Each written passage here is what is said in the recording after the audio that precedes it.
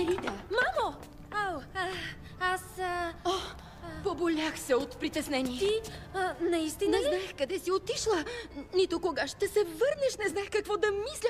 О, роклята ти! О. Паднах от седлото, но не се нараних. Ей, щом си у дома, всичко вече ще бъде наред. Обещаваш ли? За сега успях да успокоя лордовете.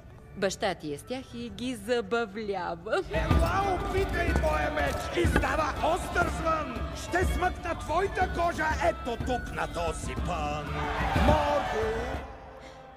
Но и двете знаем, че все още предстои да вземеш решение. Какво е това? Аз го направих. Кексче. Да се помирим. За теб е. От теб? Специално за мен?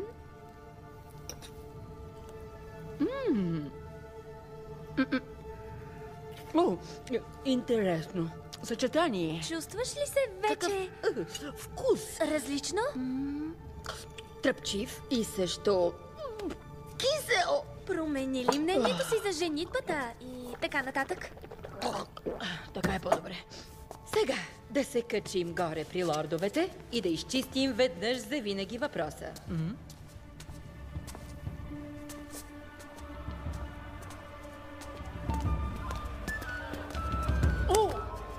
Майко? Ви ми се свят. О, главата ми се върти като пумпал. О, Мамо!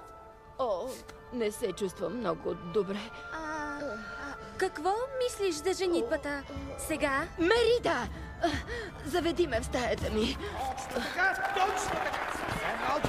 Много добре, много добре, много добре. По-наляво, много добре. О, по-дяволите, достатъчно. Сега се махнете оттам да стрелям на спокойствие. Ваше Величество! Очаквахме ви най-търпеливо. Милорди, не се чувствам добре в момента, но ще разберете кого сме избрали своевременно. Сега моля да ни извините. Елинор! Погледни, Бордо!